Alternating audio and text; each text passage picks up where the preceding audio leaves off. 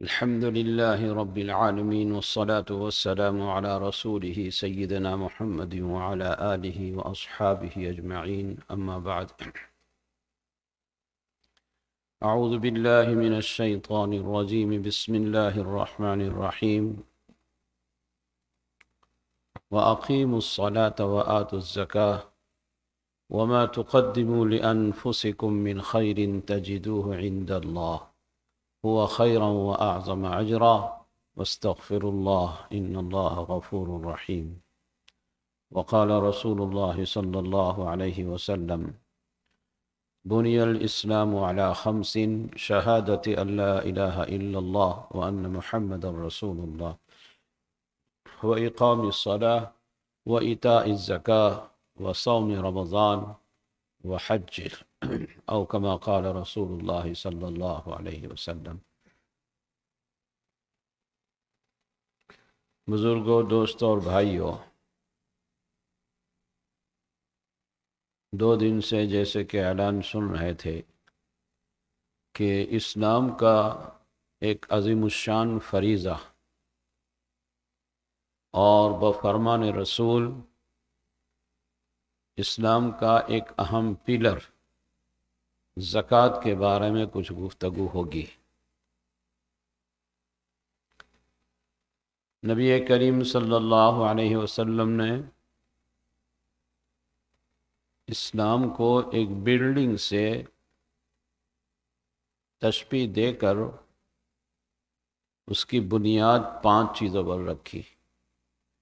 جس بلڈنگ کی بنیاد مضبوط ہوتی ہے وہ بلڈنگ بھی اسٹرانگ اور مضبوط ہوتی ہے. تو اللہ کے رسول صلی اللہ علیہ وسلم نے اسلام کو ایک بلڈنگ تصور کیا اور اس کے 5 بنیادی ستون اور پیلر جو کیے وہ شہادتین، یعنی اللہ کے ایک ہونے کی گواہی اور محمد الرسول اللہ صلی اللہ علیہ وسلم کے آخری نبی ہونے کی گواہی دینا. یہ ایک ہوا جس کو شہادتین کہتے ہیں. نمبر 2 پر نماز، 3 روزہ، 4 زکوٰۃ اور 5واں حج. یہ 5 اسلام کے پلرز ہے جو نبی کریم صلی اللہ علیہ وسلم نے فرمایا. اور پلرز ہونے کا مطلب یہ ہے کہ یہ بہت ہی اس کا اہم کردار ہوتا ہے. مثلا نماز ہے تو نماز کا اہم کردار یہ ہوتا ہے کہ انسان کی خود کی اصلاح بھی کرتی ہے نماز. ان الصلاۃ تنہی عن الفحشاء والمنکر.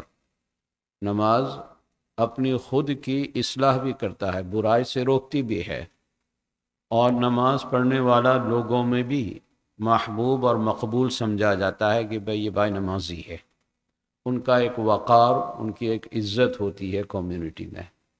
اور نماز سے ظاہر ہے کہ اللہ کے رسول صلی اللہ کے ساتھ بھی مناجات ہوتی ہے، اللہ کے ساتھ بھی اس کا تعلق بڑھتا ہے.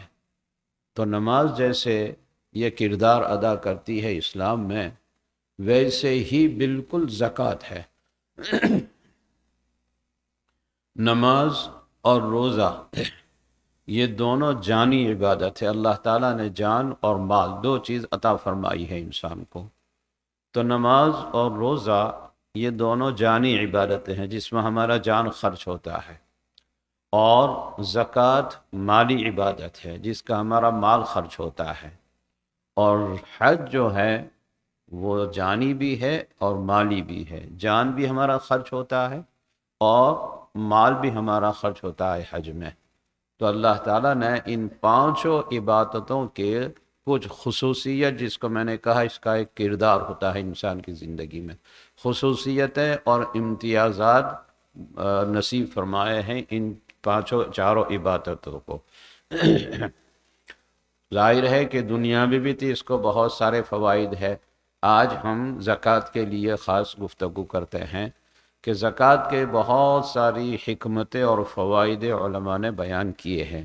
اب وہ فوائد اور اس کا پورا بیان کرنے کا تو ابھی وقت نہیں ہے، اس سے کہ جب کوشچن آنسر کا وقت شروع ہوگا تو تقریباً موسلادھار بارش کی طرح ہو جائے گا. سوال اس میں بھی آئے گا، یہاں سے بھی اٹھے گا، اور برسوں سے جو سوالات ایوری ہر سال پوچھے جاتے ہیں وہ بھی پھر ریپیٹ ہوں گے۔ اس لیے زکوٰۃ کے فوائد جو ہیں، آپس میں سب سے پہلا فائدہ یہ تو ہے کہ انسانوں میں آپس میں ہمدردی ایک دوسرے کی، اور ایک دوسرے کی خیر خواہی، اور ایک دوسرے سے محبت ہوتی ہے۔ یہ اللہ کی حکمت ہے۔ اللہ اگر چاہتے تو سبھی کو مالدار بنا دیتے،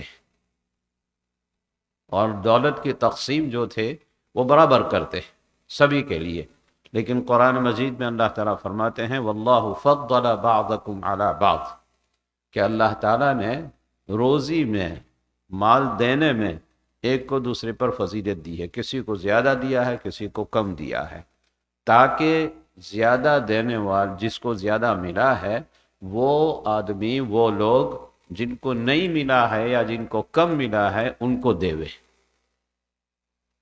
اللہ برابر کر سکتے تھے، لیکن انسانوں کو یہ اختیار دیا کہ تمہیں میں نے زیادہ دیا ہے، اور تم اس مال میں میرے خلیفہ ہو، میرے نائب ہو، اور میں نے جہاں پر دینے کا کہا ہے تمہیں وہاں پر تم دو، تاکہ وہ، ظاہر ہے کہ ایک دینے والا ہوتا ہے، ایک لینے والا ہوتا ہے، تو لینے والا جو آدمی ہوگا اس کے دل میں دینے والے کے بارے میں تو محبت پیدا ہوگی ہی، کہ اس نے میری خیر خواہی کی، اس نے ضرورت کے وقت میرے کام آیا، اور مجھے اس نے ہیلپ کی ہے۔ تو آپس میں محبت اور اخوت اور بھائی چارگی، ایک دوسرے کی تکلیفوں کا احساس، یہ مال کے ذریعے ہوتا ہے۔ جس کے پاس مال ہوتا ہے وہ خوشحال ہوتا ہے، جس کے پاس مال نہیں ہوتا، بقدر ضرورت بھی نہیں ہوتا، وہ پریشان حال ہوتا ہے۔ اب اس کی پریشان حالی میں ایک آدمی آ جاتا ہے اور اسے چپکے سے دے کر چلا جاتا ہے، اور اس طرح دیتا ہے کہ اس نے رائٹ ہینڈ میں کیا دیا، اس کو لیفٹ ہینڈ کوئی پتہ نہیں چلتا۔ چپکے سے، یہی ہے کہ آدمی کو چپکے سے اللہ کو راضی کرنے کے لیے ہی یہ دینا ہے، سامنے والے کی عزت رکھ کر۔ زکوٰۃ یہ ہے کہ ہم سامنے والوں کو ذلیل نہ سمجھے، بلکہ یہ تو اللہ کا کرم سمجھو کہ اللہ نے اس حال میں اس کو بنایا کہ میں اپنی ایک عبادت اس کے ذریعے ادا کرتا ہوں مال کی، تو اس کے لیے ایک رسپیکٹ اس سامنے والے کے لیے ہونا چاہیے۔ تو سامنے والے کے دل میں اس کی ایک محبت پیدا ہوگی کہ یہ آڑے وقت میں مجھے کام آیا، میری پریشانیاں تھی اس نے دور کی، میرا قرضہ تھا اس نے پورا کیا، میں بچوں کے ساتھ اپنا گزارا نہیں کر سکتا تھا لیکن اس نے میری ہیلپ کی۔ تو یہ اس طرح سے آپس میں محبت پیدا ہوتی ہے، بھائی چارگی پیدا ہوتی ہے، تعلقات ہوتا ہے۔ اور جیسے جان کے ذریعے اللہ کا قرب حاصل کیا جاتا ہے، ویسے مال کے ذریعے بھی اللہ کا قرب حاصل کیا جاتا ہے۔ سخاوت، نبی پاک صلی اللہ علیہ وسلم کی سخاوت یہ پورا سال ہوتی تھی۔ آپ کے گھر میں کبھی ایسا نہیں ہوا کہ کوئی چیز ہو اور کوئی مانگنے آئے یا کوئی سائل آئے تو آپ اسے نہ دیں، آپ نے کسی کو انکار نہیں کیا۔ اور حدیث میں آپ نے پڑھا ہوگا کہ رمضان المبارک میں تو آپ کی سخاوت کی کوئی انتہائی نہیں رہتی تھی، آپ بہت سخی ہو جاتے تھے رمضان میں۔ تو کیوں؟ عبادت تو کرتے تھے، نماز بھی پڑھتے تھے، بلکہ تراویح اور زیادہ ہو جاتی تھی، تہجد لمبی لمبی پڑھتے تھے، اس کے باوجود سخاوت میں بھی آپ بڑھتے تھے، اور مالی عبادت بھی آپ زیادہ کرتے تھے۔ اللہ کا قرب جیسے جانی عبادت سے ہوتا ہے ویسے مالی عبادت سے بھی ہوتا ہے۔ اسی لیے آپ نے کہیں یہ مسئلہ نہیں پڑھا ہوگا کہ مسلمان کے لیے ایک لمٹ مقرر کر دی ہو کہ بھائی اتنا کما لیا، اب آپ کا اتنا ہو گیا ہے، اب اس کے بعد آپ کے لیے کمانا جائز نہیں ہے زیادہ، کہیں نہیں ہے یہ، بلکہ خوب کماؤ حلال طریقے سے، خوب کماؤ، محنت کرو، اور اللہ کا قرب اس مال کے ذریعے، اس دولت کے ذریعے کماؤ، تم اللہ کا قرب کماؤ۔ تو مال کی، دولت کی کہیں بھی لمٹ کمانے کی شریعت نے نہیں رکھی کہ اتنا کمانے کے بعد تم سٹاپ کر دو، اب نہیں کر سکتے، بلکہ خوب کماؤ، رات دن لگاؤ، ہاں لیکن نمازیں جانی نہیں چاہیے، نماز وقت پر ادا ہونی چاہیے، اتنا نہ لگ جائے، محبت دل میں دنیا کی نہیں آ جائے کہ جو اللہ دیتا ہے وہ اتنا مال کی محبت اتنی دل میں اتار دی کہ اب دوسرے کو دینے کا جی نہیں چاہتا، سب کچھ میرے لیے ہے، یہ وبال بن جائے گا پھر مال۔ یہ مال वबाल बन जाएगा और मुसीबत का बाइस बन जाएगा। वरना नफ्स माल, कुरान ने नफ्स माल को खैर से ताबीर किया है, फजल से ताबीर किया है। अल्लाह पाक ने कुरान मजीद में फरमाया वल्लाहु फद्दल बादकुम अला बादिन फिर रिज़्क़ि व इन्नहु लिहुब्बिल खैरि लशदीद। तो कुरान ने माल को खैर फरमाया, रोज़ी को फजल फरमाया। फ़इज़ा क़ुदियतिस सलाह फंतशिरू फिल अर्द वब्तगू मिन फज़लिल्लाह, कि ज़मीन में फैल जाओ। जब नमाज अदा कर चुके आप, तो नमाज अदा करने के बाद ज़मीन में फैल जाओ। ये नहीं कि तुम तीस तस्बीह लेकर कोने में ही बैठे रहो और दूसरे के सामने हाथ फैलाओ, नहीं, फैल जाओ। तुम अपना जॉब करो, अपने स्टोर में काम करो, अपना दुकान चलाओ, जो भी कमाने का जरिया है वो करो। वब्तगू मिन फज़लिल्लाह, अल्लाह का फजल ढूंढो, अल्लाह का फजल। और फजल से मुराद यहाँ पर दौलत, माल, रोज़ी, ये है। तो मालूम हुआ कैसे जान इंसान के लिए अल्लाह का कुर्ब हासिल करने का ज़रिया है, वैसे जिस आदमी को अल्लाह ताला ने माल दिया है और वो माल भी उसके तकाज़े के मुताबिक, अल्लाह के अहकाम के मुताबिक, नबी पाक सल्लल्लाहु अलैहि वसल्लम के बताए हुए तरीक़े के मुताबिक अगर ख़र्च करता हो, तो ये माल भी उसके लिए अल्लाह का कुर्ब हासिल करने का ज़रिया है। Bismillahirrahmanirrahim. So our respected Imam Sahib, Hafidhullah, has mentioned quite a bit. I'll summarize it, inshallah, for those who don't understand Urdu. ज़रूरत है इंग्लिश के ट्रांसलेशन की? To understand Urdu?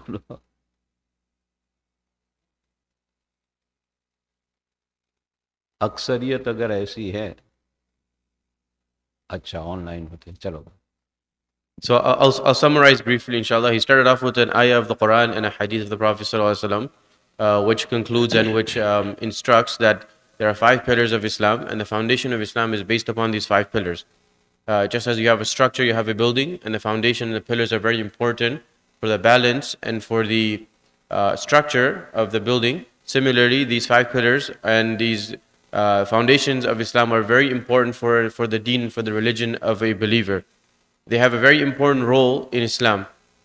So Salah, for example, Allah subhanahu wa ta'ala says in the Quran that Salah prevents a person from evil and it rectifies a person. A person who is punctual in Salah is accepted in society as a pious individual. When a person is performing Salah, they are conversing with Allah subhanahu wa ta'ala. They're having a conversation with Allah subhanahu wa ta'ala. So Zakat similarly has many benefits. Religious benefits is also a form of attaining the nearness of Allah subhanahu wa ta'ala. Salah, prayer and fasting are physical forms of worship where there's physical movements that you have to do in order to fulfill this form of worship. And zakat and charity is a form of worship that is done through our wealth. And hajj is a combination of both, where there's physical aspect to it and there's also a financial aspect to it. There are many benefits to zakat. One being that it creates a sense of care and affection and sympathy in the hearts of the believers for their brothers and sisters. Allah subhanahu wa ta'ala has given some more over the others, and this is the wisdom of Allah subhanahu wa ta'ala why He has done that. Otherwise He could have given everyone equal, but He didn't. And He has given some more compared to others, indicating that those who have more should spend and should share with those who are less fortunate. This will create love and respect. And Allah subhanahu wa ta'ala is using those who are given more as a means of serving His servants who are given less by Allah subhanahu wa ta'ala. So just as we attain nearness to Allah subhanahu wa ta'ala with our bodies, with our physical forms of worship, we can also do that with our wealth. And zakat and charity is a form. Nabi alayhi salatu wasalam would never refuse anyone who would come to ask. To the extent that in the month of Ramadan, he would increase his generosity to such that the Sahaba explain that or Aisha radiallahu anha explains that his generosity would be more than any faster or more swift than the wind when it is passing by very strong, like a strong wind going by. Nabi alayhi salatu wasalam's generosity was far greater than that. So there was Islam doesn't have any limit for us as to how much we can earn. It's unlimited. We can earn as much as we want, as long as we are fulfilling the rights of the wealth and along with fulfilling the other obligations that are upon us, performing salah and the rights of our families and friends and children and parents, the other obligations that we have, we fulfill that, keeping that in mind, we can earn as much as we want. Otherwise, the wealth becomes a means of evil and destruction for us. So we are encouraged to earn in Surah Al-Jumu'ah, Allah subhanahu wa ta'ala says, فَإِذَا قُضِيَتِ الصَّلَاةُ When salah is done, then spread out in the land and earn from the bounty of Allah subhanahu wa ta'ala. So earning, alhamdulillah, is good. There's no limit to the earning. But after we have earned, there are certain rights that are upon us in the wealth that we have attained. عربی میں زکوٰۃ کا معنی ہوتا ہے برکت کا بھی ہوتا ہے، پاک ہونے کا بھی ہوتا ہے، اور بڑھنے کا، انکریز ہونے کا یہ بھی ہوتا ہے۔ ان میں زکوٰۃ جب ہم ادا کرتے ہیں تو تینوں معنی پائے جاتے ہیں۔ ہمارے مال میں برکت بھی ہوتی ہے، بظاہر 1000 میں سے 25 چلے گئے تو 975 رہے، تو بظاہر ایسا لگتا ہے کہ یہ کم ہوا، لیکن اس میں برکت ہوتی ہے۔ اللہ تعالیٰ مزید عطا بھی فرماتے ہیں اس کی وجہ سے، برکت کی وجہ سے۔ کوئی پریشانی یا کوئی بیماری یا کوئی ایکسیڈنٹ وغیرہ حادثہ آنے والا ہوتا ہے تو زکوٰۃ کی برکت سے اللہ تعالیٰ اس کو ہٹا دیتا ہے۔ تو یہ بھی ایک گویا کہ زکوٰۃ کا فائدہ ہوتا ہے کہ زکوٰۃ اس سے برکت ہوتی ہے، آدمی کو پیسے زیادہ خرچ نہیں کرنے پڑتے، ایسے مواقع اللہ پاک نہیں دیتے کہ پیسے اس میں خرچ کرنے پڑے۔ جو زکوٰۃ ادا نہیں کرتا مال اس کے لیے وبال بن جاتا ہے۔ آج یہ سمجھتا ہے کہ مجھے اگر میں 1000 پر 25 اگر میں زکوٰۃ میں دے دوں تو یہ تو ظاہر ہے کہ میرے 25,000 میں سے کم ہو گئے، اس لیے میں تو نہیں دیتا۔ لیکن دوسرے ہی دن یا کچھ ہی دنوں میں ایسی مصیبت آ گئی کہ ڈاکٹر کے یہاں چلے گئے اور ڈاکٹر نے کہا کہ اس کی اتنی کی دوا آئے گی، یہ بیماری ہو گئی، خدا نخواستہ کہیں کار کا حادثہ ہو گیا، کچھ بھی ہو گیا جس میں یہ پیسے چلے گئے، تو اب یہ برکت کہاں گئی؟ سمجھے نا؟ تو برکت دینے سے ہوتی ہے، لینے سے نہیں ہوتی۔ اللہ کے رسول صلی اللہ علیہ وسلم نے حضرت بلال رضی اللہ تعالیٰ عنہ کو فرمایا کہ انفق یا بلال ولا تخش من ذی العرش اقلال، کہ بلال خرچ کر اور عرش والے سے کمی کا خوف مت کر، جتنا تو خرچ کرے گا اس سے کہیں زیادہ عرش والا تجھے دے گا۔ تو خرچ کرنے سے مال میں کمی نہیں آتی، برکت ہوتی ہے۔ تو زکوٰۃ کا معنی برکت کا بھی ہوتا ہے، زکوٰۃ کا معنی پاک ہونے کا بھی ہوتا ہے۔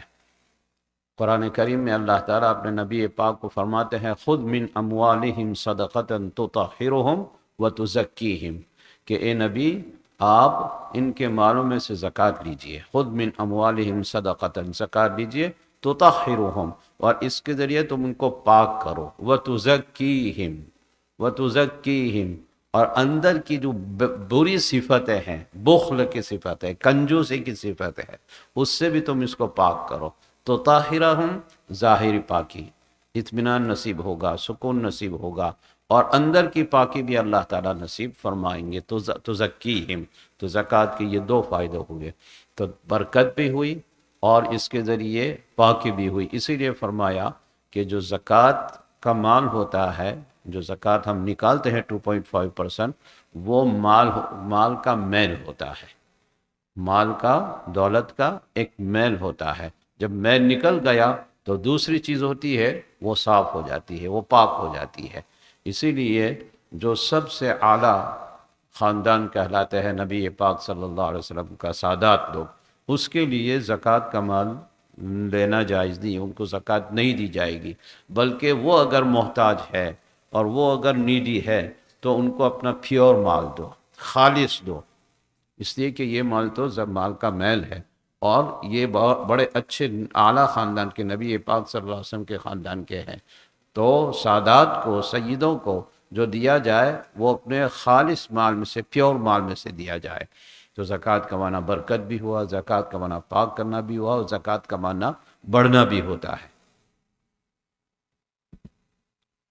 So zakat has three meanings that can be derived in the Arabic language. One is a sense of barakah and blessings. Number two, purity, and number three, increase. We see the first meaning, Allah subhanahu wa ta'ala, when a person gives zakat, then Allah subhanahu wa ta'ala blesses that person with barakah, and it seems that there is apparent decrease in your wealth.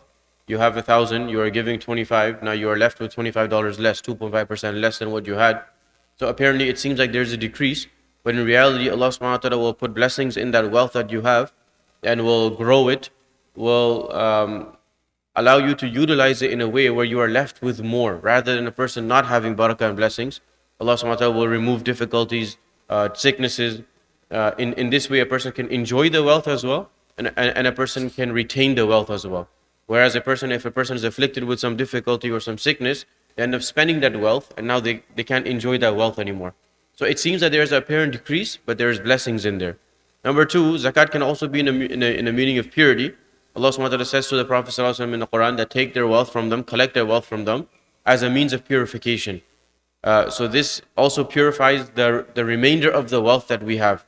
The zakat that is taken out is considered somewhat dirt from the wealth that we have, which is why that wealth, that zakat portion is not given to the family of the Prophet ﷺ, because they are considered the royal family. They are considered, honorable, respected. So you don't give them wealth that is considered dirt. Rather, you give them gifts. You honor them with your pure wealth. And number three, wealth is also a means of increase. Sorry, zakat is also a means of increase.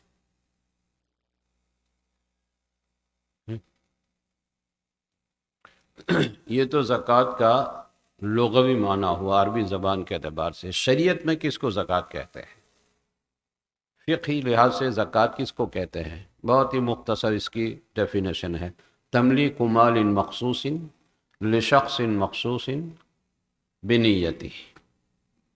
تملیک مال مخصوص، مال کے ایک مخصوص حصے کا مالک بنا دینا. مخصوص حصے کا مالک بنا دینا.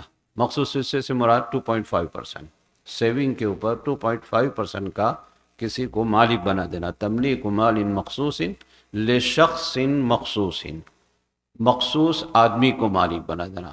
کون مخصوص آدمی ہیں؟ قرآن پاک میں اس کی 8 کیٹیگری بتائی ہے کہ مخصوص آدمی وہ ہے جن کو آپ مال کا مالک بنا دیوے، اور بنیتی، زکوٰۃ کی نیت کے ساتھ. اس سے کہ ہر عمل کے لیے نیت ہونا ضروری ہے. اسی لیے آپ نے اگر کسی کو کوئی لون دیا ہو، کوئی ضرورت پڑی، آپ نے 2-5 ہزار لون دے دیے اور اب وہ دے نہیں سکتا، تو آپ بعد میں یہ نہیں کر سکتے تھے چلو میں زکوٰۃ کی نیت کر لیتا ہوں. نہیں، وہ دیتے وقت نیت ملی ہونی چاہیے. کوئی بھی عمل ہم کرتے ہیں تو عمل کے ساتھ نیت کا اعتبار ہوتا ہے، تو نیت اس وقت ہونی چاہیے. یہ نہیں کر سکتے تو پھر آپ کیا کر سکتے ہیں؟ اس کا بھی ایک راستہ شریعت نے بتایا کہ اگر وہ ایسے حالت میں ہے کہ نہیں دے سکتا، وہ ایسی حالت میں ہے کہ وہ نہیں دے سکتا، وہ بیچارہ پھنسا ہوا ہے، نہیں دے سکتا، حالات ٹھیک نہیں ہے، اور آپ کے پیسے آپ کو چاہیے بھی، تو شریعت نے بھی یہ کہا کہ آپ کے پاس جو 5,000 زکوٰۃ کا تقسیم کرنا ہے وہ اس کو دے دو. آپ کی زکوٰۃ ادا ہو جائے گی اور وہ آپ کو قرض واپس کر دے گا کہ میرا قرض جو آپ پر ہے لے لو. دونوں کا کام ہو گیا.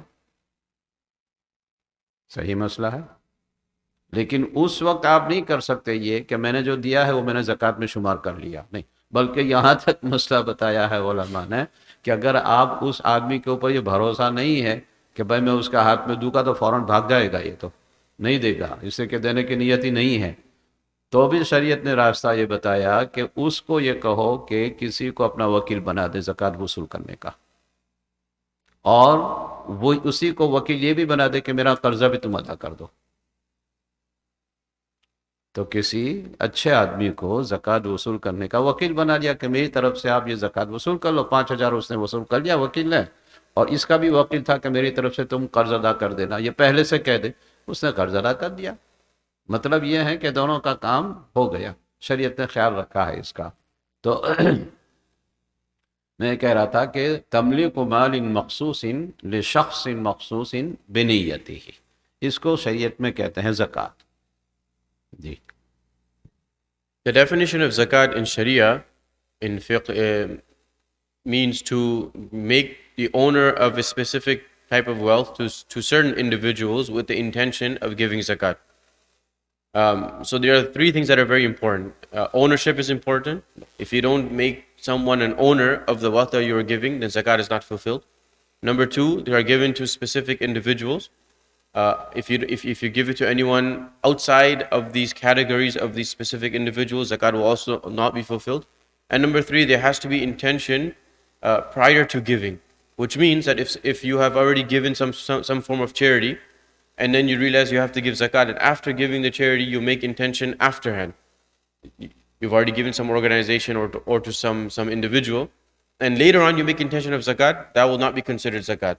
Or example, you've given a person loan, and that person is in need now, and that person is not able to pay you back, and you make an intention that the loan I've given this individual, I will consider that as my zakat. That also will not be correct. The niyyah and the intention has to be before giving. So there are three things that are very important. Tamliq, which means ownership, given to certain individuals, those who are recipients of zakat. And number three, you have to have the intention of giving. راستہ جو بتایا ہے وہ بھی ہے. So he also mentioned a scenario, a particular scenario, like the example I was given of the loan, that you've given a person a loan and that person cannot pay you back. You can't make intention that the loan I've given is my zakat now. Rather, Islam has given another a solution for that, and the solution for that would be that you give that person your zakat, and that person would become the owner of that wealth, and then they would pay you back. Or if a person feels like this person won't pay them back, they are in need of the money, and perhaps they may keep it and not pay you back, then there's also a scenario where you can make a person, or that person can make someone their wakil and their representative to collect that zakat from me and become the owner on his behalf.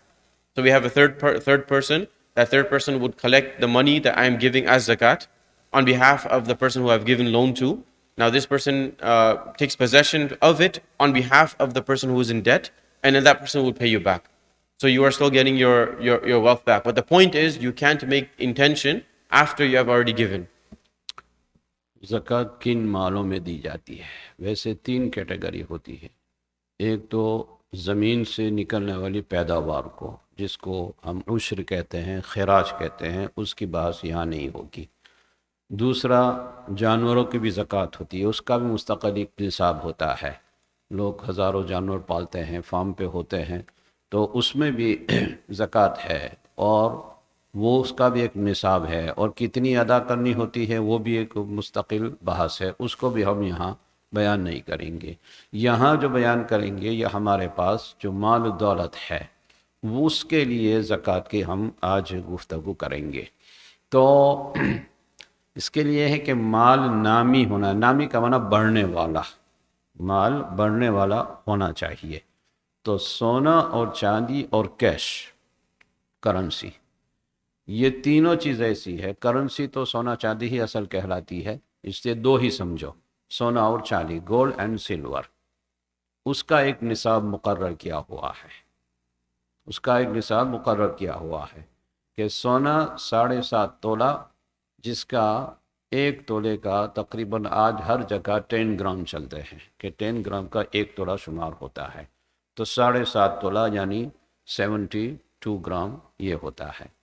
اس کی وہ اگر کسی کے پاس ہو، اور وہ کیسے ہو، اپنا saving ہو، سارا خرچ اس کا کم کرنے کے بعد، بارنے کے بعد سارا سال کا خرچ ہو گیا، اور خرچ کے بعد اب اس کے پاس 7.5 تولہ سونا ہے، یا 7.5 تولہ سونے کے برابر کیش رقم ہے، ویلیو ہے، یا 52.5 تولہ چاندی، 10 گرام کے اعتبار سے اس کے بھی گرام شمار کر لو، یا کچھ سونا ہے، کچھ چاندی ہے، کچھ کیش ہے، تینوں کو ملا لو، اور تینوں کا ملا کر ویلیو اگر اتنا ہوتا ہے جتنا کہ 52.5 تولہ سلور کے برابر ہو جاتا ہے، اس پر کوئی قرض نہیں ہے، اور یہ اس کے سارے خرچ سے سیونگ ہے، بچت ہے اس کی، تو اس پر 2.5% 1 سال بعد فرض ہوتا ہے.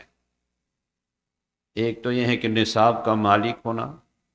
نصاب 200 درہم ہے، جس کا میں نے یہ چاندی کا اور اس کا نصاب بلایا. آج اگر کوئی سلور جس کے پاس ہو، فقط سلور ہو، تو تقریباً $655 جتنے ہوتے ہیں 52.5 تولہ کے، وہ اگر کسی کے پاس ہو اور وہ اس کا سیونگ ہے سارا خرچ کے بعد، उसका कर्ज है, उसकी अदायगी के बाद अब ये बचत है सारे साल का, जो साल गुजरा उसका ये बचत है, तो उसके ऊपर ज़कात फ़र्ज हो जाएगी 2.5%। अगर बिल्कुल सिल्वर नहीं है और कैश भी नहीं है, फ़कत गोल्ड है, तो गोल्ड का फिर निसाब 7.5 तोला होता है, और उसका भी तकरीबन मेरे ख्याल से आजकल के एतबार से 6-7 हज़ार ऊपर हो जाता है, मुझे मालूम नहीं है। अच्छा, $8,302 होता है और 73 सेंट, ये इसकी आज की वैल्यू होती है। तो ये अगर किसी के पास हो, या न सोना है न चांदी है लेकिन कैश रकम है, तो कैश रकम में से, और वो भी उसकी बचत है, सेविंग है, सारा खर्चा और सारा कर्ज ख़त्म करने के बाद इतना बचा हुआ है, तो अब निसाब लगाया जाएगा कि ये अनफ़ा लिल फ़कीर चांदी का निसाब है, यानी फ़कीर के लिए, मोहताज के लिए फ़ायदामंद जो निसाब है वो चांदी का है, कि वो जल्दी हो जाता है, $600 में हो जाता है, और सोने का करो तो 8,000 में होता है।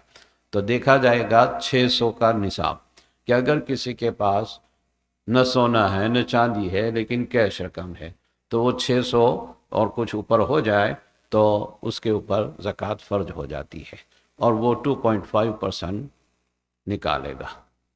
तो आप मुसलमान आकिल बालिग मर्द हो या औरत हो, हर एक पर, मर्द पर अपनी ज़कात फ़र्ज होती है, औरत पर अपनी ज़कात फ़र्ज होती है। दोनों की अर्निंग अलग है, दोनों की ओनरशिप मुस्तकिल इस्लाम ने मानी है। लिर्रिजालि नसीबुम मिम्मा इक्तसबू वलिन्निसाइ नसीबुम मिम्मा इक्तसबना।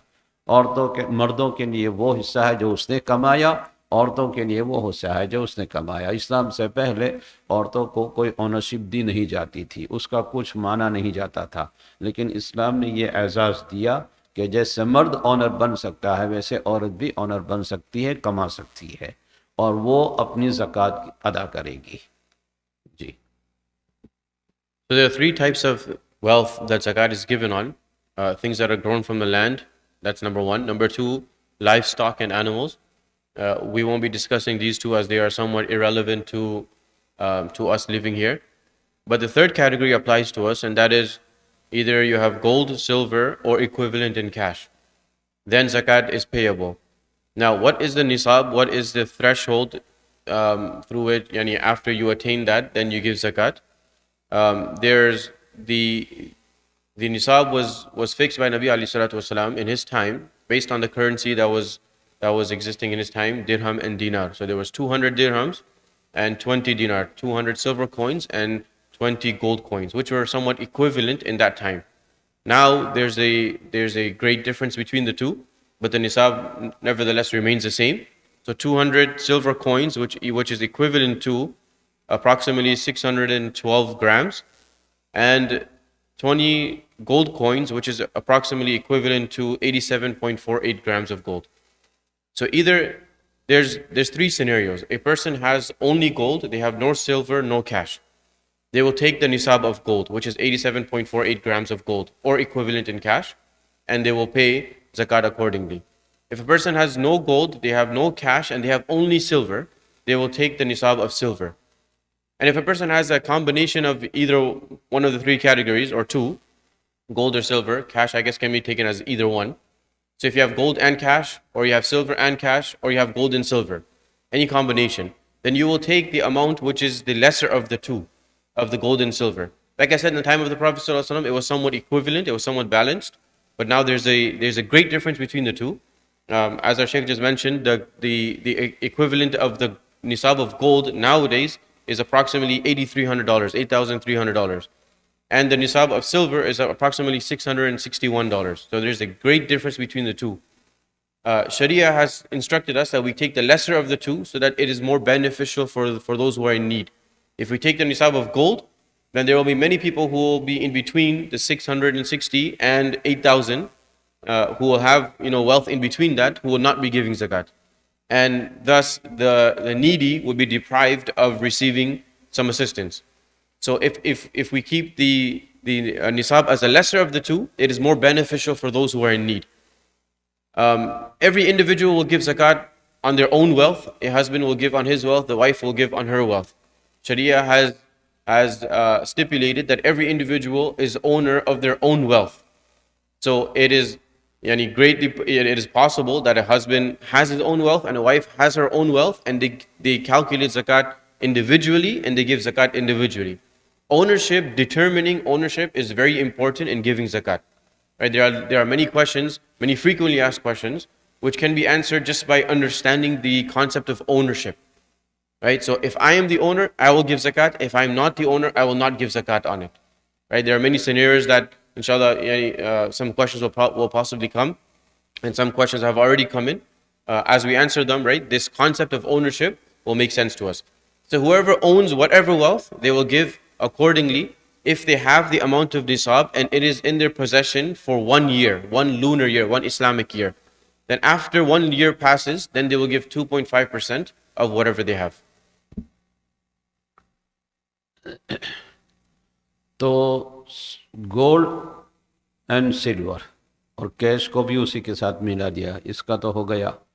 اس کے علاوہ سونا چاندی اور کیش کے علاوہ کسی بھی مال پر زکوٰۃ فرض نہیں ہے، الا یہ کہ اس کی تجارت کرتے ہو، بزنس کرتے ہو، تو بزنس کے مال پر زکوٰۃ ہوگی۔ ایک آدمی ہے، اس کے پاس 4-5 مکان ہے، ہاؤس ہے، تو ہاؤس کی ویلیو پر زکوٰۃ نہیں ہے، وہ ہاؤس کی تجارت نہیں کرتا، لیے ہیں اس نے زیادہ ہاؤس لیے ہیں، 4-5 ہاؤس ہے، تو ہاؤس کے ویلیو پر زکوٰۃ نہیں ہے، اس سے جو انکم آتی ہوگی رینٹ وغیرہ، اس پر جتنا سیونگ ہوگا اس پر زکوٰۃ ہوگی۔ اسی طرح کسی کے پاس 3-4 کار ہے، ضرورت کے لیے رکھی ہے، بزنس نہیں کرتا کاروں کا، بزنس جو کرتے ہیں کاروں کا، تو پھر وہ بزنس کا مال شمار کیا جائے گا اور اس پر زکوٰۃ ہوگی۔ لیکن کسی نے اپنے استعمال کے لیے 3-4 کار رکھی ہے، لڑکا استعمال کرتا ہے، لڑکی ہے، خود ہے، تو اس کی ویلیو پر بھی زکوٰۃ نہیں ہے، اس کی قیمت پر بھی زکوٰۃ نہیں ہے۔ مطلب یہ ہے کہ سونا چاندی اور کیش کے علاوہ کوئی بھی مال ہو، اس پر زکوٰۃ نہیں ہے، الا یہ کہ اس کی بزنس کرتا ہو، تجارت کرتا ہو، تو پھر وہ تجارت کے مال میں شمار ہوگا، اور اس پر جو بھی حساب ہوگا کہ اس کا جتنا قرض ادا کرنے کے بعد سیونگ جو ہوگا اس پر زکوٰۃ فرض ہوگی 2.5%۔ Besides gold and silver and cash, there is no other form of wealth upon which zakat is due, except for property or wealth or stock that a person has for business. So if a person has multiple homes or multiple cars or multiple forms of any other property or any other possession, watches, maybe clothing, as long as it's not for business, as long as you're not selling it, there will be no zakat on it. If it's for personal use, it's for the use for the family, for the children, right? Then there's no zakat on it. Yes, as soon as a person makes intention of business and reselling, then there's zakat on that as well. بہت سے آدمی پوچھتے ہیں یہ سوال کہ flat لیا ہے یا پلاٹ لیا ہے تو اس پر زکوٰۃ ہے یا نہیں، تو وہ دیکھا جائے گا کہ آپ نے خریدتے وقت اس کی نیت کیا تھی۔ آپ کی اگر یہ نیت ہے کہ 1-2 سال رکھنے کے بعد اس کو بیچ دوں گا، قیمت زیادہ آئے گی، تو اس کا مطلب یہ ہے کہ آپ نے اس وقت خریدا تھا بیچنے کی نیت سے، بیچنے کی نیت سے اس کو خریدا تھا، تو اب اس کی ویلیو پر ہر سال زکوٰۃ ہوگی۔ لیکن خریدتے وقت آپ کا یہ ارادہ تھا کہ آگے چل کر بیٹوں کے لیے گھر بنائیں گے یا کچھ اس کے اندر مکانات بنائیں گے، اس کو ہم رینٹ پر دیں گے، تو اس کی ویلیو پر زکوٰۃ نہیں ہے۔ یہ ایک جزئی سوال ہے، اس کے بارے میں لوگ پوچھتے ہیں۔ جی، So if a person buys a property, a house or a flat, a apartment with the intention of reselling, then this will be considered business. And zakat will be due on the value of the entire property, not only on the wealth that, meaning the income or the rental income that comes, not only on that, but also upon the entire property. If the intention is not to sell, if it's to keep for the future, for the children or for the family to use later on, then that will not be considered business, and there will be no zakat on the value of the property, but there will be zakat on the rental income that comes. کبھی ایسا ہوتا ہے کہ خریدتے وقت تو اس نے بیچنے کی نیت نہیں تھی کہ آگے چل کے بھائی یہاں مکان بنائیں گے، یہ کریں گے، لیکن حالات ایسے آئے یا ویسے ارادہ بدل گیا بعد میں اور اس کو بیچ دیا، تو بھی زکوٰۃ نہیں ہے۔ There's also another scenario where at the time of purchasing, there was no intention of reselling, but situation arised, there's need for money, or the value, a person is getting a good offer, and they decide to sell. Then even in this scenario, that property will not be considered a property of business, and there will be no zakat on it. Yes, once that wealth is attained, the money that you get from selling the property, then of course if the year lapses, then you would pay on that on the wealth that you have. اب ایک اصولی بات بیان کر دیتا ہوں کہ جس سے بہت سارے سوالات کے جوابات آپ کو مل جائیں گے. دو چیزیں ہوتی ہیں، ایک مال کی اونرشپ یعنی مالک ہونا، اور دوسرا قبضہ ہونا. مالک بھی ہو اور اس کا خود کا قبضہ بھی ہو تو زکوٰۃ ہے ہی، کوئی سوال ہی نہیں ہے. اگر وہ مال نصاب سے زائد ہے اور اس کی سیونگ ہو تو اس پر ہے ہی زکوٰۃ. لیکن آنر تو ہے، مالک تو ہے، لیکن اس کے قبضے میں نہیں ہے. ابھی اس کے قبضے میں نہیں ہے. مالک وہ ہے لیکن قبضہ اس کا نہیں ہے. وہ کیسے؟ کسی کو لون دیا ہوا ہے تو آپ تو مالک ہے اس 10,000 کے جو آپ نے دیا ہے، لیکن آپ کا قبضہ بھی نہیں ہے. یا اکاؤنٹ میں رکھ دیے ہیں 25,000 ہے، آپ کے ہیں، آپ اونر ہیں، لیکن آپ کا قبضہ بھی نہیں ہے. تو اس میں یہ اصول دیکھا جائے گا کہ یہ مجبوراً ہوا ہے یا آپ اپنے طرف سے کیا ہے، اپنے اختیار سے کیا ہے، قبضہ چھوڑا ہے. اگر اپنے اختیار سے قبضہ چھوڑا ہے تو زکوٰۃ آپ پر لازم ہوگی. جیسے کسی کو لون دیا تو آپ نے اپنے اختیار سے دی، آپ چاہتے تو نہ دیتے، لیکن اللہ کا حکم ہے کہ بھائی چارگی ہمدردی کرنا چاہیے، کسی کے کام آنا چاہیے. تو آپ نے اپنی ملکیت کا جو تھا وہ آپ نے کسی کو قرض دیا ہے، وہی اپنے اختیار سے دیا ہے. تو آپ کا قبضہ جو ختم ہوا یہ آپ کے اختیار سے ہوا. اونر تو آپ ہے ہی لیکن قبضہ بھی آپ کا نہیں ہے، لیکن آپ نے اپنے اختیار سے یہ کیا ہے. بینک میں رکھتے ہیں تو بینک میں رکھنا بھی کوئی لازم فرض اور ضروری نہیں ہے، کوئی مجبور نہیں کرتا آپ کو. یہ آپ نے اپنے اختیار سے اپنا قبضہ چھوڑا ہے، مالک آپ ہے، تو اس پر زکوٰۃ ہے. جتنا بھی سیونگ ہو اس کے حساب سے اس پر زکوٰۃ فرض ہوگی. ہاں بعض مرتبہ ایسا ہوتا ہے کہ اس کے قبضے میں آتا بھی نہیں ہے اور وہ مجبور بھی ہو جاتا ہے، وہ لینا چاہے تو بھی نہیں لے سکتا. جیسے بعض کمپنیوں میں ایسا ہوتا ہے، جہاں جاب کرتے ہیں تو وہ تنخواہ میں سے ہر مہینے جو ہیں اتنے لے ہی لیتے ہیں باقاعدہ، اور وہ ابھی آپ کے قبضے میں بھی نہیں آیا ہے اور آپ کی ملکیت میں بھی ابھی نہیں آیا ہے، بلکہ وہ جب آپ جاب چھوڑیں گے یا کمپنی سے علیحدہ ہوں گے، یہ ہوں گے، اس وقت آپ کے ہاتھ میں آئے گا، تو وہ اس وقت زکوٰۃ فرض ہوگی، ابھی اس پر نہیں ہوگی. تو یہ ایک پرنسپل، یہ ایک اصول ہو گیا جس کی وجہ سے بہت سارے مسائل کے جواب آپ کو مل گئے. There's one principle in zakat that if it is very necessary to understand, that along with ownership, there has to be possession and access of the wealth as well in order for zakat to be felt. There are scenarios where a person owns the wealth, but they don't have access to it. But that loss of access or loss of possession is due to one's own action. You have given it to someone, you have loaned it to someone, or you have put it in the bank, or you have given it as a trust to somebody. If that is the case, zakat will still be due because the loss of possession or the access to it temporarily is due to your own actions, is voluntarily. So you will have to give zakat on it. And then there are certain scenarios where you are forced, or certain circumstances where you don't have access to the wealth at all.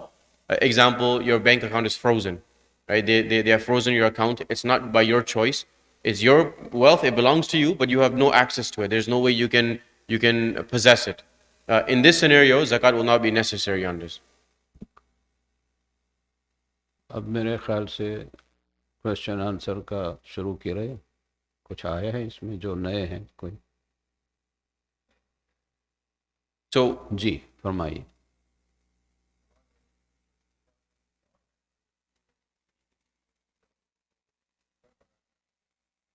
بیچنے کی نیت سے یا گھر بنانے کی نیت سے؟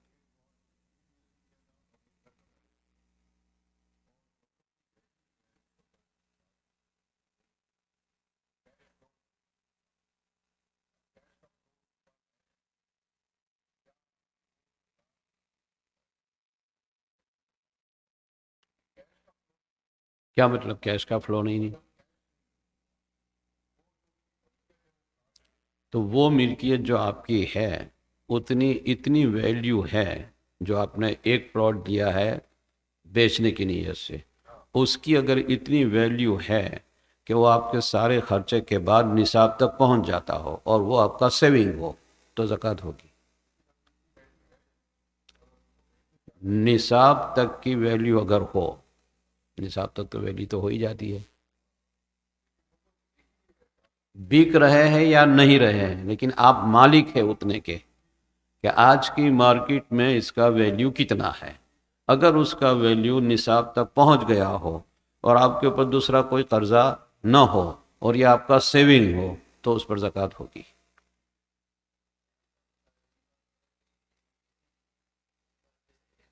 बेचो इसको, तो जब भी बिकेगा और पैसे आएगा, ये ज़कात अदा करनी होगी इसकी। उस वक्त नहीं, जो साल गुजरा उसकी भी, क्योंकि आप मालिक थे उसके।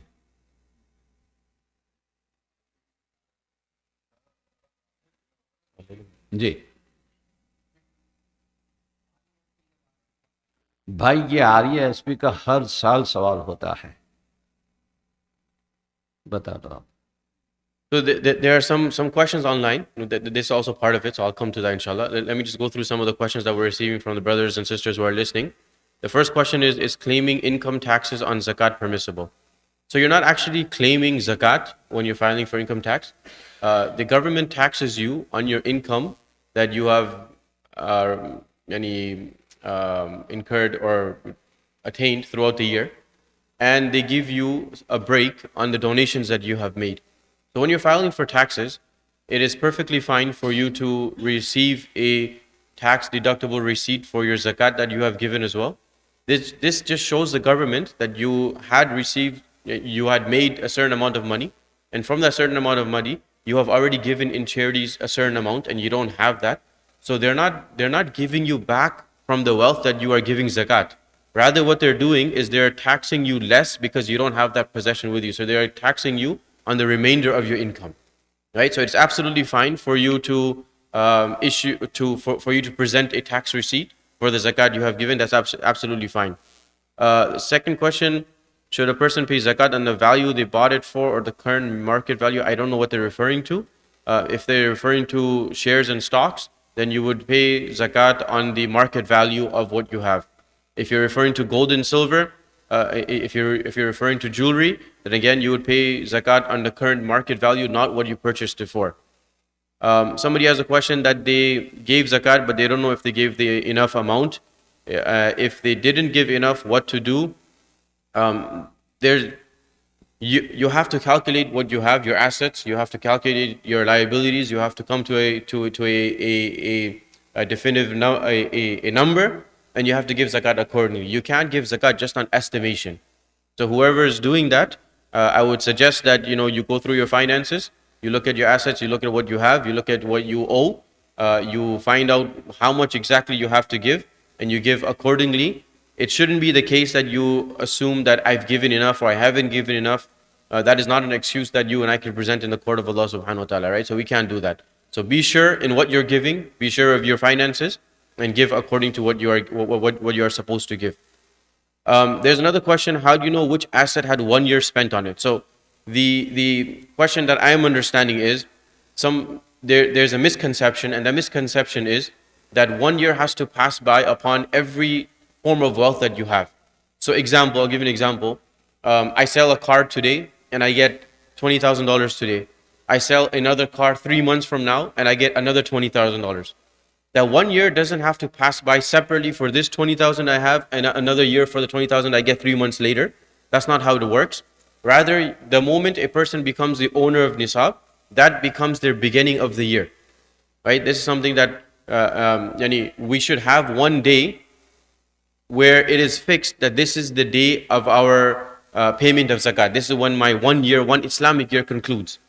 If a person does not know when they became owner of Nisab, then they try to estimate when possibly they have. You go through your financial records and try to determine the date. If that is not possible as well, if it has been many years, fix a date that I will give my zakat on this particular date. And that date every year, Islamic date, by the way, right?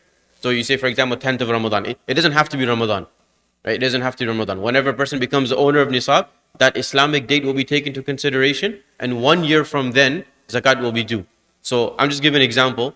If we take the 10th of Ramadan, right? A person fixes that I will give my zakat on the 10th of Ramadan. Whenever the 10th of Ramadan comes, you will give zakat on the total amount that you have, despite the fluctuation throughout the year.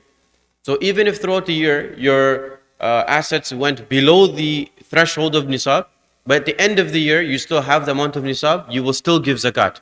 The only exception is if in between the year a person goes completely bankrupt. You go to complete zero. Now, when a person goes complete bankrupt and they go zero, and then they start accumulating wealth again, and then they reach the threshold of nisab, then the year will restart from that day. Right? So, in the beginning of the year, if you have nisab, end of the year you have nisab, you will give zakat despite the fluctuation throughout the year. And it doesn't matter whether a year has passed by on different forms of wealth or different amounts of money. You don't look at that. You just look at the beginning of the year, you look at the end of the year, the total amount that you have at the end of the year, that's the portion that you will give 2.5% on, and you will give it on a total. So again, you don't need to determine whether a year has passed on this and or that. It is just the beginning and it's the end. Ji? Ji I think English is sufficient for the brothers here as well, unless someone doesn't understand English.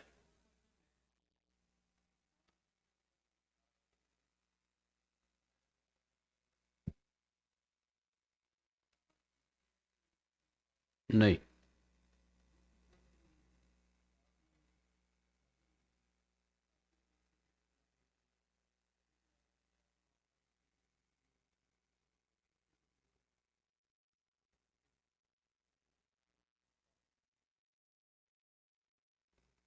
जब बच्चों को दे देंगे तो वो मालिक हो जाएगा, वहाँ तक आपको देनी पड़ेगी.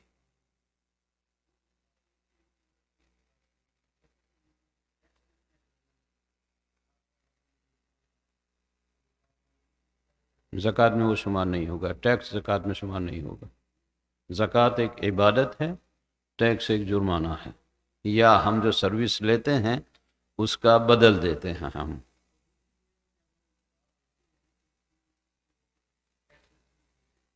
ले सकते हैं. अभी कहा ना इन्होंने. So I'll continue with some of the questions that we have here. The next question is, can you give zakat before the zakat date? So before the year concludes, then can you give zakat? Yes, you can give zakat in advance as well. You will note down how much zakat you have given. When the year concludes, you will calculate how much you actually had to give. If you've already given more than that, alhamdulillah. If you've given less than that, then give the remainder of what you have to give. So yes, you can give.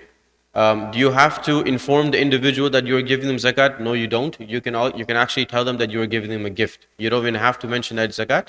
You can actually rephrase it and say it's a gift, but make intention that you are giving zakat, and that is sufficient. Another question is, if you have only cash, which nisab would you look at? You will look at the one that is lesser of the two, which is silver. So you will take that one.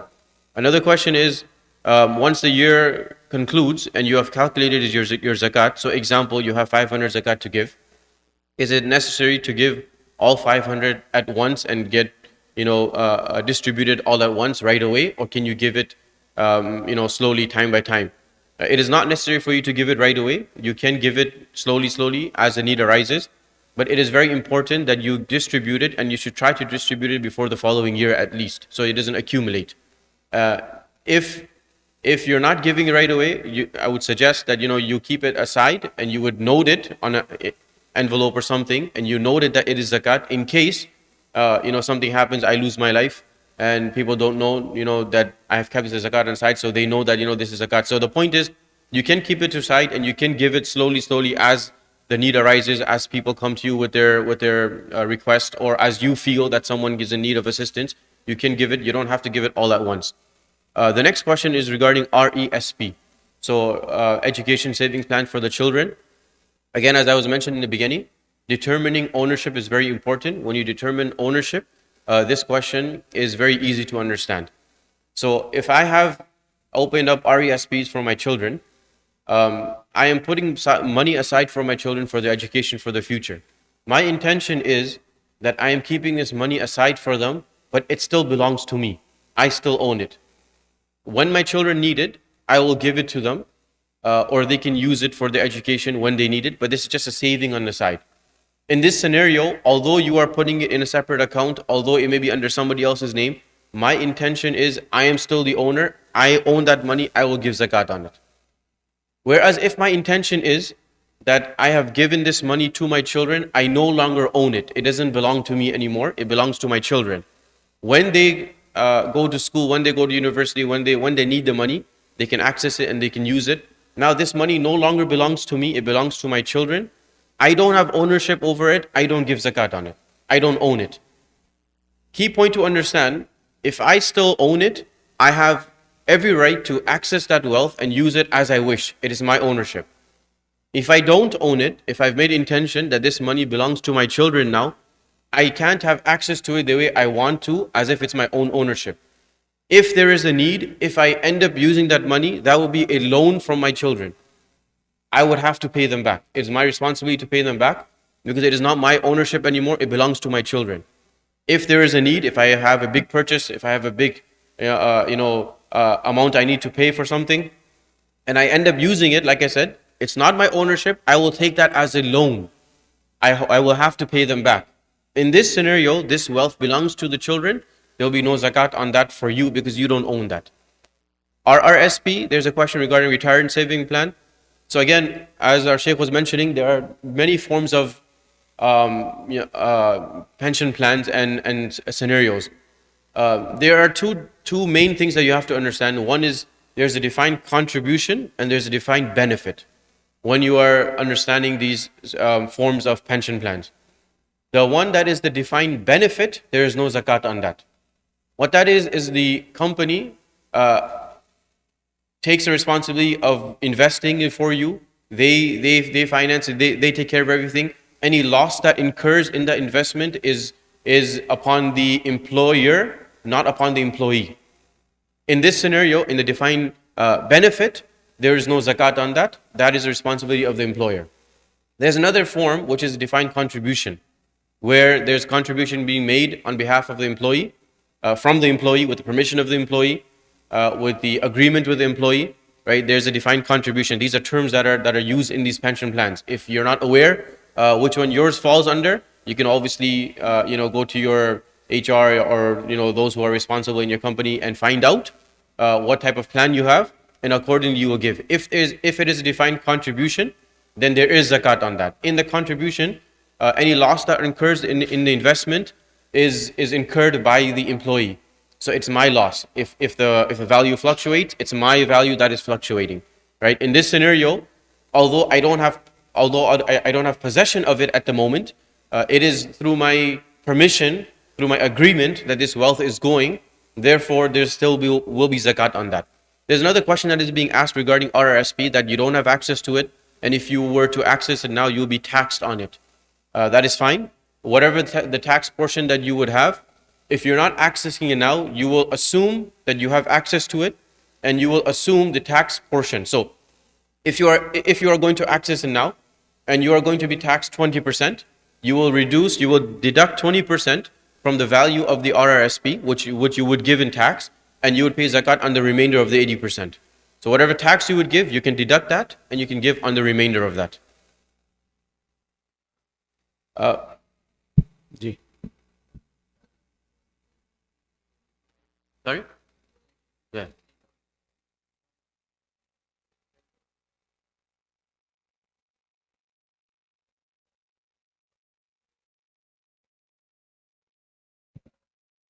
No. See, what I was explaining, your question is valid. The question is, if a person gave 10,000 in zakat, example, and they got a tax receipt, and they filed the tax receipt, and when they filed the tax receipt, the government gave them back $4,000.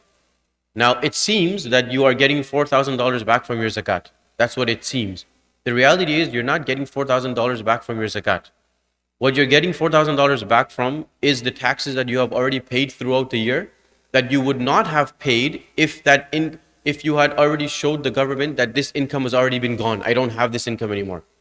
So the taxes that you are getting back is the overpaid taxes, right, that you are getting back. It's not actually taxes from the zakat that you have given, right? So it's absolutely fine for you to keep that wealth.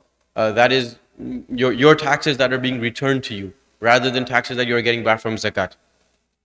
So somebody's asking a question upon gold-plated jewelry. So on jewelry, if the gold and silver is 50% or more on any item, then it will be considered as gold and silver, and zakat will be given. If it's less than 50%, then zakat will not be given on that. Although some scholars do mention that if it's 9 carat, then perhaps they should give just some extra just in case, right? So if it's just a little below 50%, if it's like a 9 carat jewelry, whatever it is, then perhaps it's better that you just give a little bit extra just in case. But the ruling still remains at 50% or more, it will be considered as jewelry. If something is just gold plated or silver plated, there is no zakat on that. It's obviously far less than 50%, right? It's very insignificant compared to the 50% amount. So if something is just gold plated or silver plated on top, just a thin layer, where actually the metal is something else, right? Then zakat will not be on that. Somebody is asking, Gigi.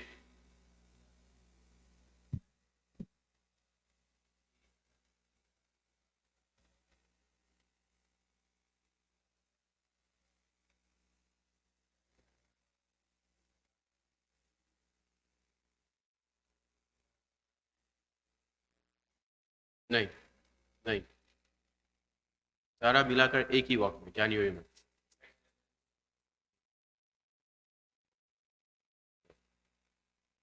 So again, just to clarify, the question is being asked that if a person who will take Islamic months rather than January, because we would calculate according to the lunar year, right? So let's say somebody received $10,000 in Ramadan, in 15th of Ramadan, and the Nisab starts on 10th of Ramadan, right? So 15th of Ramadan, 5 days later, they received a certain amount of money.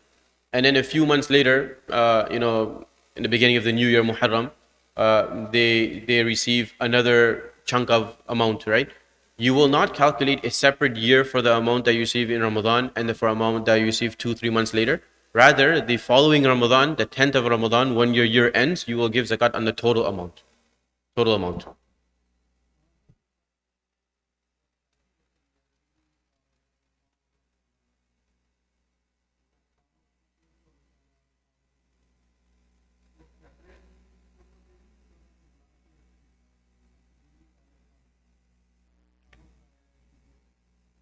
इसमें थोड़ी तफसील है. बीवी जो अपने वालिदैन के यहाँ से लाती है वो तो उसका है, वो मालिका है, वो ओनर है. बीवी को जो हस्बैंड की तरफ से या हस्बैंड के वालिद की तरफ से दिया जाता है उसमें दो उर्फ़ हैं. एक कल्चर और उर्फ़ ये है कि वो भी बीवी का हो जाता है, उनको गिफ्ट दे दिया जाता है. और एक कल्चर ये है कि नहीं, ये सब उनको इस्तेमाल के लिए दिया जाता है, लेकिन ओनरशिप हस्बैंड की या हस्बैंड के वालिद की रहती है. तो अगर उनको दिया गया है तब तो वो दोनों की मालिका हो गई. जब दोनों की मालिका हो गई तो वो टोटल कर ले दोनों का, और जब साल पूरा हो जाए तो ज़कात दे. और अगर हस्बैंड का है या हस्बैंड के वालिद का है तो वो मालिका नहीं है, उसकी ज़कात हस्बैंड अदा करे या हस्बैंड के बाप अदा करे.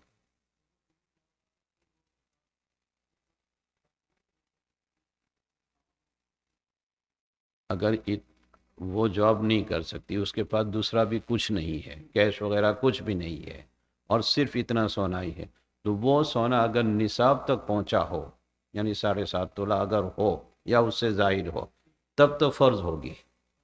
हाँ, अब दो ऑप्शन है उसमें. हस्बैंड अगर ये कहे कि चलो मैं तेरी तरफ से अदा करूं, और वो कहे ठीक है, तो कर सकता है husband.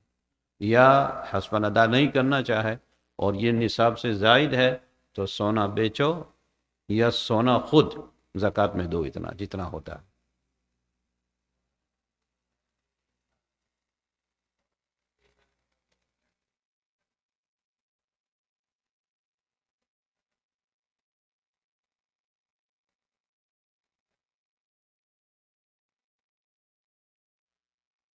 You can give it later on as well. You don't have to give all at once. It's up to you. Yeah, you can do that. You can do that. One of the great muftis I used to come from, Mufti Said Sahib, rahimahullah, who used to come from India every year, he gave an example once in one of his programs, and he used to say that he calculates zakat and he keeps it in an envelope in his home. And every time someone would come, asking, then slowly throughout the year he would give it out. Right? So it's not necessary that you give it all at once. You can give it as the need arises, as you find recipients. Well, you should keep it aside so it doesn't get mixed, right? And also others know as well. Right? In case something happens to me, they assume it's just my inheritance and they take it, right? So it should be noted that it's zakat and give it. If you have a mental note of it, that's fine as well, right? But I mean, like, for the purpose of letting others know as well in your family, right? So that they don't confuse that wealth, it's better that you keep it on the side. पूरे साल में जितना भी आप ज़कात की नीयत से थोड़ा थोड़ा दिया करेंगे, उसका रिकॉर्ड रखें कि मैंने फ़लाँ वक्त ज़कात की नीयत से इतना दिया है, फ़लाँ वक्त ज़रूरत पेश आई, मैंने इतना दे दिया है, वो आप रखें। साल के आखिर में उसका टोटल कर लें। मसलन $5,000 हुए और आपके ऊपर ज़कात टोटल फ़र्ज होती है 6,000 की, तो आपको 1,000 निकालना पड़ेगा, 1,000 निकालना पड़ेगा, दूसरा 5,000 अदा हो गई है। So there's just 2-3 more questions that inshallah I'll cover from the online chat that we have here. Number one, the question is, do you give zakat on amount due every year until it is? So I guess what they're talking about is, like, for example, jewelry, right? You have jewelry, you give zakat on it one year. Do you have to give zakat on the same jewelry again the following year?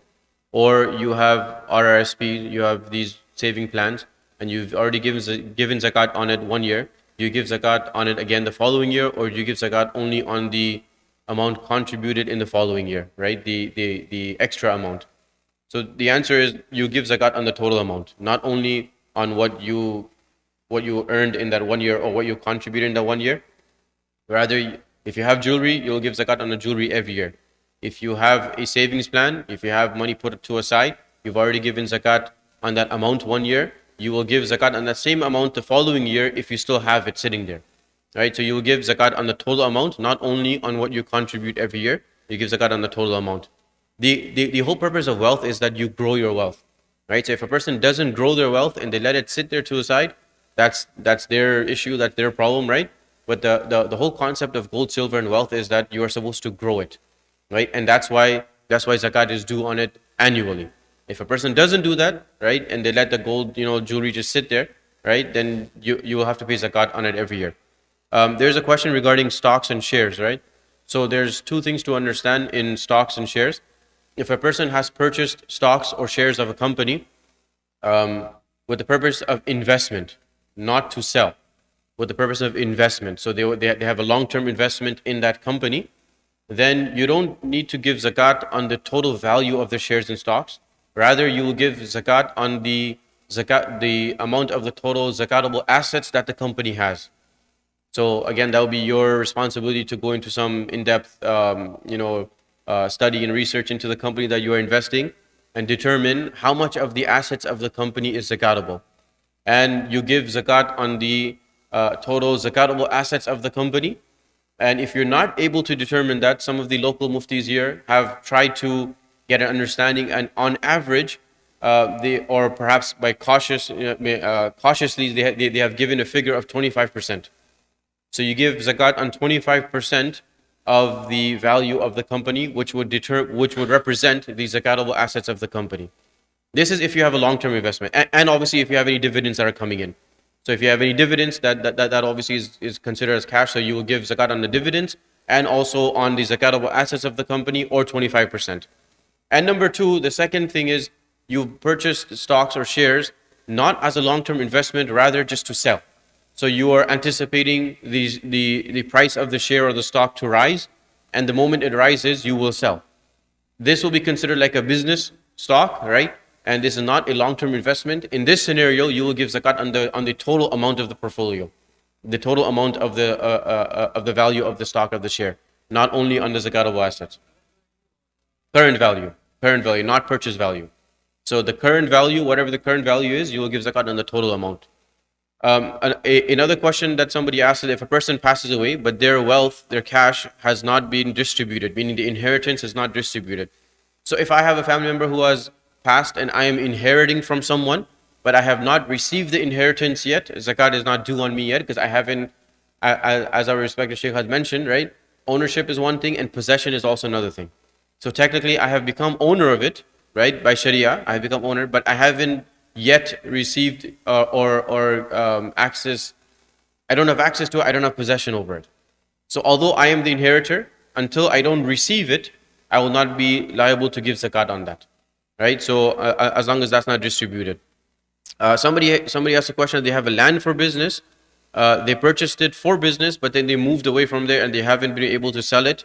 The intention was to sell. The intention was for business. So you will give zakat on the market value of that land until you sell it. Are you eligible for zakat if you have a debt of $25,000?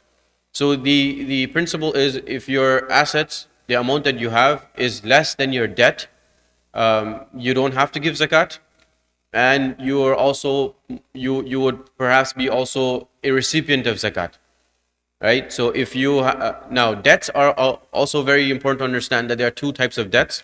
Yani keep in mind the economics that that we are in, the part of the world that we are living in. Our debts are not just only owing a week or 2 weeks or a month or 2 months from now. We have long-term debts as well. So if the debt is short-term, if you are owing someone, if you have bills that are outstanding, right? If you have penalties or bills that you have already received and you are going to pay that, you can deduct that from your assets. If you have debts that you are paying and you are due to pay that debt within a few weeks, within a few months, you can deduct that total amount from your assets. If you have a long-term debt, example, a mortgage, a person financed a car, you have long-term debt, you will not deduct the total amount of that loan that you have. Rather, you will only deduct the amount that you will be paying for the following year. For 1 year, the amount that you will pay, you can calculate that, and you can deduct that amount that you will pay in 1 year from your assets, and then give zakat on the remainder. So in the scenario here, if you have a significant debt which is much greater than your assets, then you may be eligible for zakat. Maybe perhaps it'll be better for you to present your case on a personal basis, and try to get a more clear answer. जी,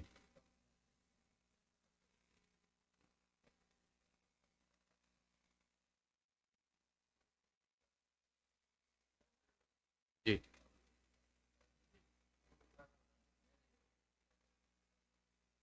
जी, सही बिल्कुल. So there's another question, and perhaps it's more of a clarification. There are certain scenarios where you have a saving plan or pension plan, and you are contributing, and your employer is also matching it or contributing it for you for when you retire. You will pay zakat on the amount that you have contributed, not necessarily on the amount that the company has given for you, has contributed for you, because you haven't received access to that yet. It has not come into your ownership yet. Your employer has put it aside for you to give it to you later on, when you retire or when you have access to the portfolio, right? So you don't have access to it, you don't have possession over that, you will not give zakat on that amount. You will give zakat on the amount that you have agreed upon, or you have given permission, to be deducted and to be added into into the pension plan or the saving plan. You'll give zakat on that amount. ठीक है.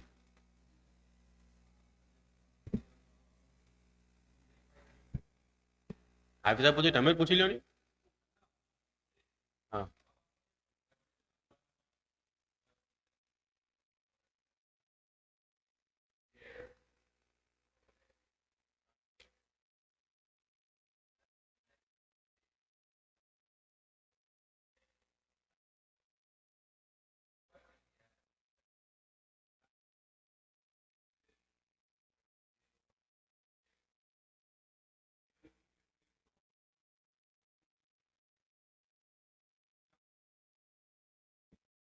What kind of organization is this? You have to clarify what kind of organization this is. No, no, I don't like. If you're saying Islamic organization, right? What are their business? What are the like? The point is, when you're investing with them, if your intention of investing is actual an investment, you're not going to sell that share off once the price goes up, right? Your actual, it's like you're investing in a home, right? You buy a home and you're investing in a home. Your purpose of purchasing that house is to give it on rent. It's an investment. It's a long-term investment. Similarly, you buy a stock, a share. Your intention is a long-term investment. You just want to hold it. Obviously, the value may increase, it may decrease, whatever the case, whatever the scenario may be, but you will also receive some dividends. In a scenario where you purchase a property, a house, the value may increase, it may decrease, but you will also receive rent. Right? So it's similar in that concept. If it's a long-term investment, you won't give zakat on the value of the property or the shares of stock. You will give it on the dividends and whatever zakatable assets they have, right? Because it's still a company. You are purchasing a portion of the company. So you will give zakat on the zakatable assets that they have as you would with your own assets. If you purchase that with the intention of reselling, your intention is that you're anticipating for it to rise, even if it decreases after, that's fine.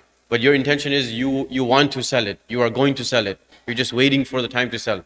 Then that will be just like you've purchased any other property that with the intention of business and you're selling. Then you will give on a total amount.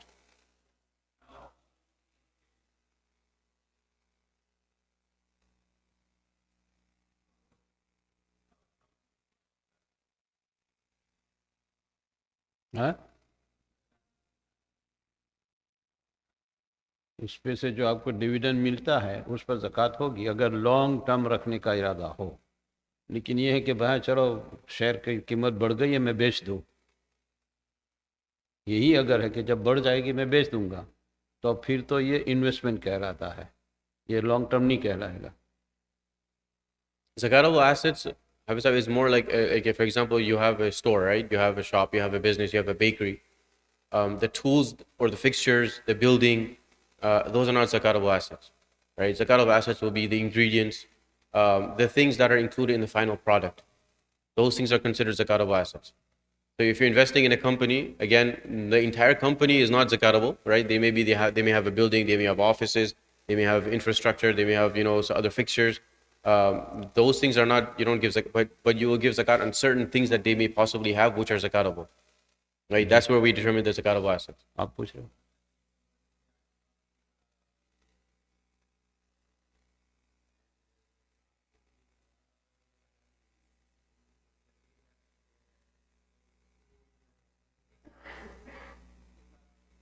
If it's a long-term investment. If it's a long-term investment. If it's not a long-term investment, then you will give on a total value.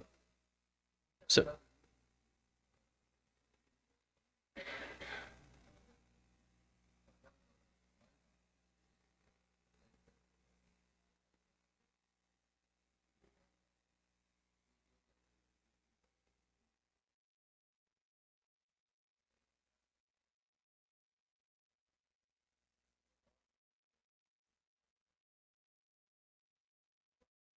that-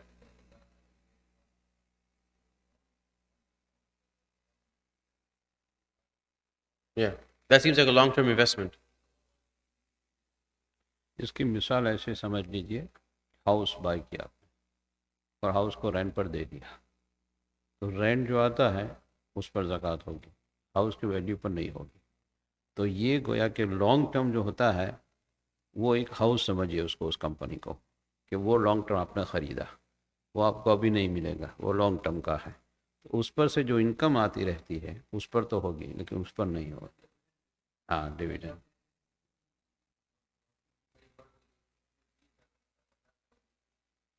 वो जी No, dividends and zakatable assets of the company. You are investing. You have become a partial owner of the company. नहीं, long term कह रहे थे। No, long-term maybe zakatable assets. The zakatable assets. See, okay, let's take an example of, forget a company. Let's just take an example of you've got three brothers together and you've started a grocery store, right? The grocery store is a long-term investment, like it's a business. You won't give zakat on the entire value of the company that you have, because you will have a building, you will have a store, you will have shelves, you will have things that are not zakatable. But then the products that you have, they're zakatable, right? So a company may have things that are not zakatable in their assets, but there are also certain things that may be zakatable. So dividends you will give zakat on, and if that company has zakatable assets, you will also give zakat on the zakatable assets. But like I said, if I'm investing in a company, right, I should at least know that much as to where I'm investing, what I'm investing in, right? If it's a long-term investment, and I would know what the company is doing, what their business is, what their finances are. what their zakatable assets are, it will be my responsibility to do my research on that. And if it's not a long term, if it's just you're buying and selling, then you would take the total portfolio.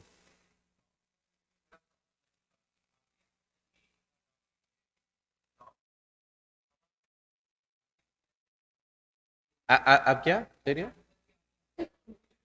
Ji?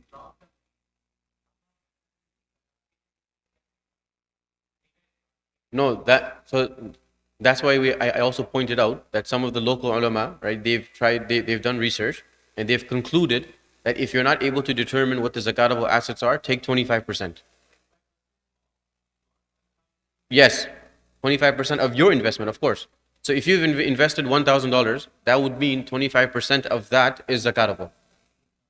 So you will give 2.5% on 250, not 250 completely, 2.5% on 250. 2.5% on the 25%. Right.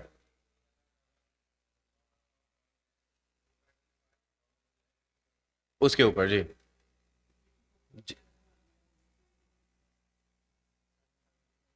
जी, वो जो कर्ज देने वाला है, जो honour है, वही ज़कात अदा करेगा.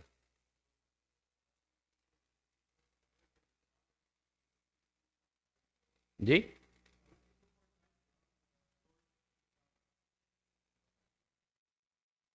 Grams you're talking about, right? Right. 87.48 grams of gold. Right.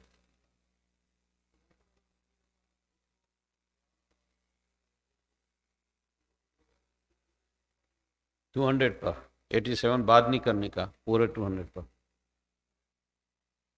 There's another question that's being asked, that can you give zakat to places with calamities, for example, Palestine or other places? The question is not can you give zakat to countries or places. The question is, are there eligible recipients there? Right. So, example, our masjid is also was collecting, perhaps they still are collecting zakat for relief funds, right, for certain areas.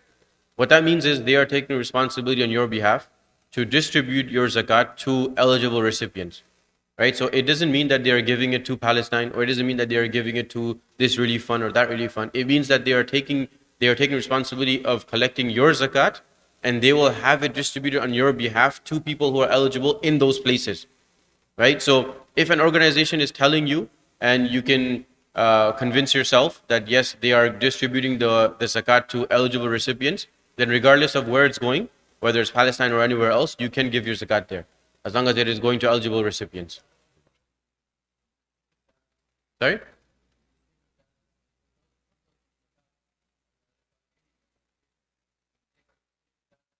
नहीं, ऐसे भी है कि जो ये charge नहीं लेते, उनके चार्ज जो होते हैं एडमिनिस्ट्रेशन, वो दूसरे मत से लेते हैं, ज़कात से नहीं. Yes.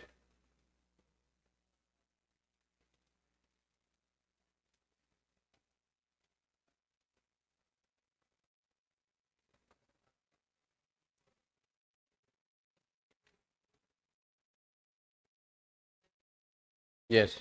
If you're saving yourself and you're putting it to aside yourself, then yes, you will give zakat on that. It's your money. Well, if you're mature, right? Zakat is not compulsory upon those who are immature, those who are not adults in Islam, not 18 years, Islamically adult, meaning they're mature, right? So there's no zakat on children. Children don't need to give zakat, but if they're mature, no, yeah, they can own the money. It's their ownership, but zakat is not fard upon them. No, no, not 18. Adult Islamically, not 18 years old, which means mature. Once they become mature. Sorry? 13, 14 2.5%. 2.5% upon the total. यहाँ के climate में 14 में बारिश हो जाते.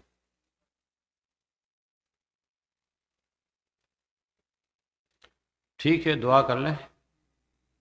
सुब्हानल्लाह व बिहम्दिही, सुब्हानक अल्लाहुम्मा व बिहम्दिका, व नशहदु अन ला इलाहा इल्ला अंता, व नस्तगफिरुका व नतूबु इलैक. I may have missed some of the questions, or maybe some brothers are still asking questions. If you like clarification, you can always email the masjid, or you can speak to a local scholar, alim, inshallah, they can assist you with your questions. Jazakumullah khairan.